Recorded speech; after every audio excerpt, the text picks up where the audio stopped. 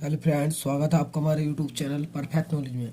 जैसा कि देखिए, आपको पता है कि केमिस्ट्री के जो पार्ट 5 थे हमने वो समाप्त कर दिए थे। आज भौतिक विज्ञान के यानी कि आपको पहला चैप्टर, ठीक है, जो भौतिक विज्ञान का पहला चैप्टर है हम वो पढ़ाएंगे। आपके मॉडल में जो है वो 10वां चैप्टर है हमारा भौतिक का, प्रकाश, परावर्तन तथा अपवर्तन। ठीक है, तो देखिए क्या है, बिल्कुल मैंने महत्वपूर्ण टॉपिक उठाए हैं, इनमें से ही आएगा अगर इसमें से कुछ आया तो। ठीक है, आप अच्छे से पढ़ के जाइए। चलिए तो देखिए, वीडियो स्टार्ट करते हैं। चलिए तो देखिए, भौतिक विज्ञान का हमने पहला चैप्टर उठाया है परावर्तन तथा अपवर्तन, यानी कि प्रकाश का परावर्तन और हमारा अपवर्तन चैप्टर का नाम है। ठीक है, चलिए तो देखिए, पहला ही टॉपिक है मेरा प्रकाश। तो प्रकाश क्या होता है, पहले थोड़ा वो पढ़ लेते हैं बेसिक के लिए। प्रकाश एक प्रकार की ऊर्जा है जो वस्तुओं को देखने में सहायक होती है। यानी कि प्रकाश जो है एक प्रकार की ऊर्जा है जो वस्तुओं को देखने में सहायक होती है। क्लियर होगा। चलिए अब पढ़ते हैं महत्वपूर्ण टॉपिक, वेरी वेरी इंपॉर्टेंट, आपको याद करना है। प्रकाश का परावर्तन। तो प्रकाश का परावर्तन क्या, देखिए, जब प्रकाश किसी पोलिशदार व चिकने तल पर गिरता है तो उसका अधिकांश भाग वापस लौट आता है। इसे प्रकाश का परावर्तन कहते हैं, यानी कि इस घटना को प्रकाश का परावर्तन कहते हैं। आप चाहे किसी भाषा में लिख दीजिए, लेकिन बस लिखना सही है। प्रकाश का परावर्तन क्या होता है, देखिए आपने देखा होगा जब आप प्रकाश को शीशे पे गिरते हैं तो देखिए वो लाइट मारता है। घर का ही एग्जाम्पल है हमारे, वो लाइट मारता है कहीं दूसरी जगह, तो उसका जो अधिकांश भाग है वो वापस लौट जाता है। जो घटना हो रही है यही प्रकाश का परावर्तन होती है। समझ में आई बात। चलिए देखिए, ठीक है, आगे देखते हैं। चित्र से भी पूछ लेता है। चलिए मैं आपको क्वेश्चन भी दिखाऊंगा बाद में कि कैसे आता है। फिर परावर्तन के नियम है, तो परावर्तन के 2 नियम है। पर इसके 2 नियम है। कितने नियम है परावर्तन के? 2 नियम। ये फोटो आपको बनाना है, उसमें एग्जाम में बना लेने को पूछ लेता है। ठीक है, ये हमारा क्या है, परावर्तक तल है। इस पे ये प्रकाश किरण आई और ये परावर्तित होकर निकल गई। ठीक है, ये जो जिस कोण से आई उसे आपतन कोण बोलते हैं, जिस कोण से निकली उसे परावर्तन कोण बोलते हैं। ठीक है, चलिए तो पहला रूल क्या है इसका, आपतित किरण कोमा परावर्तित किरण तथा अभिलंब तीनों एक ही तल में होते हैं। तीनों कहाँ होते हैं, ये एक ही तल में होते हैं। ठीक है, देखिए ऊपर की तरफ है, एक ही तल में है। दूसरा है आपतन कोण सदैव परावर्तन कोण के बराबर होता है, यानी कि आपतन कोण आई और परावर्तन कोण आर हमेशा बराबर होता है। ठीक है, और ये फोटो है ना। चलिए तो देखिए, मैं क्वेश्चन दिखाता हूँ आपको। जो क्वेश्चन आएगा मेरा वो कैसे आने वाला है। ठीक है, चलिए तो देखिए, क्वेश्चन मॉडल का उठाया मैंने। देखिए कि प्रकाश के परावर्तन से क्या तात्पर्य है। प्रकाश के परावर्तन के नियम चित्र की सहायता से स्पष्ट कीजिए। तो क्वेश्चन ऐसे आएगा, आपको परिभाषा लिखनी है पूरी, फिर उसका ये वाला चित्र बनाना है, फोटो देखिए मैंने बनाया है, फिर उसके रूल देना है, पहला नियम दूसरा नियम। ठीक है, इस तरीके से क्वेश्चन आएगा, आपको स्पष्ट होगा, क्लियर बिल्कुल। ठीक है, चलिए नेक्स्ट टॉपिक देखिए। नेक्स्ट टॉपिक आता है मेरा समतल दर्पण। समतल दर्पण क्या होता है, देखिए कांच की समतल प्लेट के एक पृष्ठ पर कलई करके उसके दूसरे पृष्ठ को परावर्तक बना देने से प्राप्त दर्पण समतल दर्पण कहलाता है। यानी कि एक समतल दर्पण है, जैसे कि आपने घर का शीशा ही देखा है, अगर आप उसके पीछे कली होती है, देखा होगा आपने, जो शीशा होता है, और दूसरे पे आप क्या करते हैं, अपना चेहरा देखते हैं, तो वो एक तरफ परावर्तक तल बना दिया है, एक तरफ कली कर दी है। ठीक है, तो उसे ही बोलते हैं हम समतल दर्पण। देखिए इस तरीके से होता है समतल दर्पण। यहाँ पर अपने कली कर रखी है, यहाँ पर परावर्तक तल है। ठीक है, यहाँ पर, और ये समतल दर्पण है। ठीक है, यहाँ पर आपका फोटो बनता है। क्लियर है, इस तरीके से आपका फोटो बनेगा, ये आपने कली कर रखी है। क्लियर है, चलिए तो अब देखते हैं इसका नेक्स्ट टॉपिक। चलिए तो नेक्स्ट टॉपिक है मेरा उत्तल दर्पण। देखिए उत्तल दर्पण क्या होता है वो समझिए।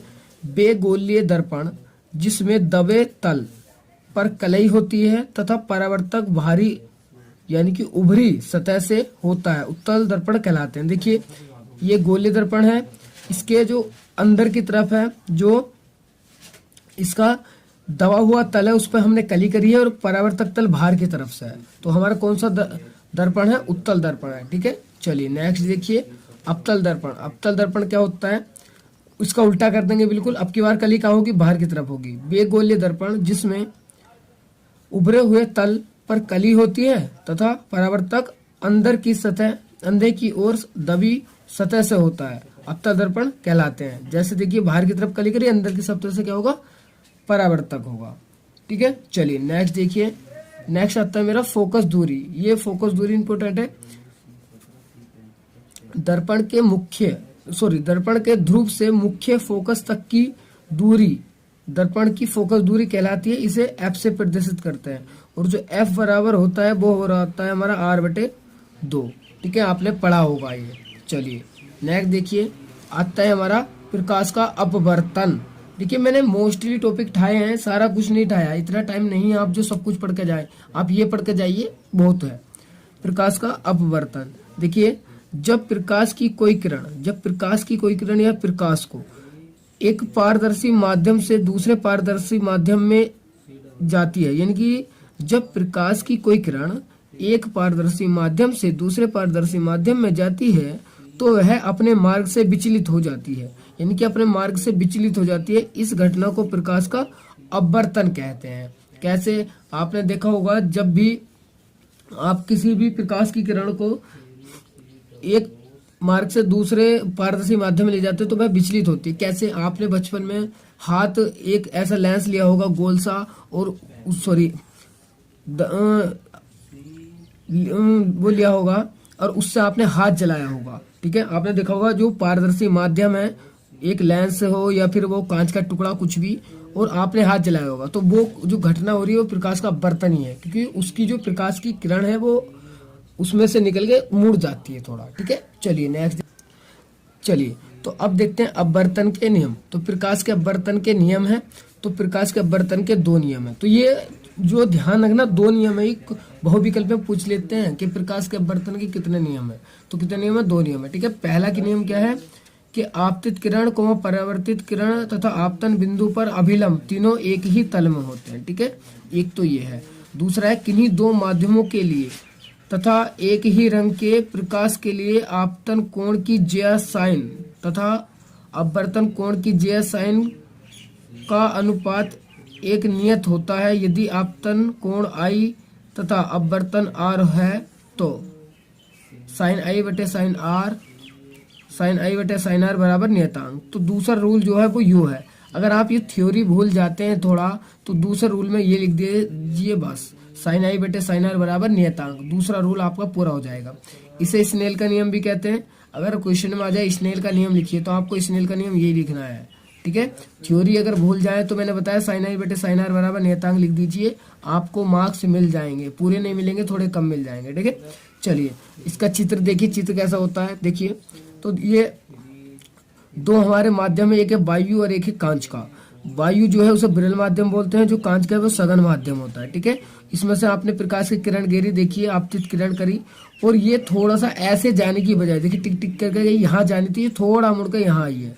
ठीक है, तो ये क्या हुई, अपवर्तित कोण के साथ। ठीक है, ये अपवर्तित कोण है, ये अब क्या हुआ, परावर्तित किरण हो गई, यानी कि यहाँ आपतित किरण थी, यहाँ परावर्तित हो गई किरण। ठीक है, आपतन कोण ये है और ये आपतन कोण। ठीक है, आई या फिर ये थोड़ी 2 जगह शो हो गया है मेरे से। ठीक है, कोई प्रॉब्लम नहीं है इसमें। चलिए तो इस तरीके से ये अगर प्रकाश की किरण दूसरे माध्यम में लेके जाओगे तो ये सीधी न जाकर थोड़ा मुड़ जाएगी, और यही घटना क्या कहलाती है, प्रकाश का अपवर्तन कहलाती है। ठीक है, आप इस तरीके से चित्र बना दीजिए, ये डॉट डॉट डॉट डॉट करके कांच दिखा दीजिए, और इस तरीके से ये बना देंगे और एक दिखा देंगे आपतन कोण है, आपतित किरण है, यो आपतन कोण है। ठीक है, यो आपतन, यो अपवर्तन कोण। ठीक है, यो परावर्तित किरण है। ठीक है, जो परावर्तित हो गई है।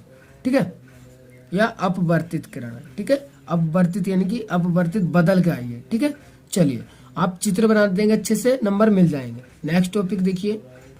तो देखिए नेक्स्ट टॉपिक क्या है, कुछ सूत्र है महत्वपूर्ण। ठीक है, ये चैप्टर जो समाप्त हो गया है इसमें से मैंने यही पॉइंट उठाए हैं, बोर्ड में आने के चांस इनके ही हैं। ठीक है, ज्यादा टॉपिक नहीं है इस चैप्टर के। तो देखिए महत्वपूर्ण सूत्र है, डायरेक्टली 1 नंबर में या 2 नंबर में वो सूत्र पूछ लेते हैं। ठीक है, तो देखिए गोलीय दर्पण के लिए सूत्र होता है 1/f बराबर 1/v 1 प्लस 1/u। ठीक है, ये हमारा अवतल दर्पण के लिए भी है, उत्तल दर्पण के लिए, दोनों के लिए है, इंपॉर्टेंट है, पूछ लेगा। उत्तल दर्पण के लिए फोकस दूरी का सूत्र है तो वो ये है। ठीक है, ये अवतल दर्पण के लिए, दोनों के लिए इंपॉर्टेंट है, तो आप अच्छे से याद कर लेंगे। ये बस ये सूत्र ही लिखने के आपको 1 नंबर मिल जाएगा। दूसरा है फोकस दूरी तथा वक्रता त्रिज्या में संबंध। कई बार यही पूछा जाता है। तो फोकस दूरी कोमा वक्रता त्रिज्या की आधी होती है। क्या होती है? आधी। तो F बराबर R बटे 2। F बराबर R बटे 2। इस पे एक सूत्र सवाल भी है, आप सवाल करना भी आराम से कर सकते हैं अगर आपको फॉर्मूला याद है तो। ये वाला F बराबर R बटे 2। कभी कभी वक्रता त्रिज्या देता है, फोकस दूरी पूछ लेता है, फोकस दूरी देता है, वक्रता त्रिज्या पूछ लेता है। ठीक है, तो इस पे सवाल आता है, आप कर लीजिए। चलिए आगे आता है लेंस। कभी कभी लेंस भी पूछ लिया जाता है। लेंस का सूत्र तो देखिए, लेंस क्या है? दो तलों से घिरे हुए पारदर्शक माध्यम को लेंस कहते हैं। लेंस दो प्रकार के होते हैं, अवतल लेंस और उत्तल लेंस। अवतल लेंस और उत्तल लेंस होते हैं। ठीक है, लेंस का सूत्र होता है 1/f बराबर 1/b माइनस 1/u। लेंस का सूत्र जरूर याद कर लीजिए, इस पर सवाल आता है। आप सवाल आएगा, आप कोशिश करना हो जाए, नहीं होगा तो उसके बदल आपको कुछ और लॉन्ग क्वेश्चन मिलता है, आप वो कर दीजिए। ठीक है, सवाल आप करके देखिए मॉडल में से या कहीं से भी। ठीक है, तो आप कर लेंगे। चलिए, तो ये टॉपिक मेरा समाप्त होता है, यानी कि ये चैप्टर समाप्त होता है। नेक्स्ट चैप्टर में मिलेंगे, अगले चैप्टर में। ठीक है, तब तक के लिए धन्यवाद। आप अच्छी तैयारी करते रहिए और ये टॉपिक पढ़ के जरूर जाइए। मैं मानता हूँ आप अच्छे नंबरों से पास होंगे। ठीक है, अगर ये टॉपिक भी पढ़ के जाते हैं तो। चलिए, जय हिंद।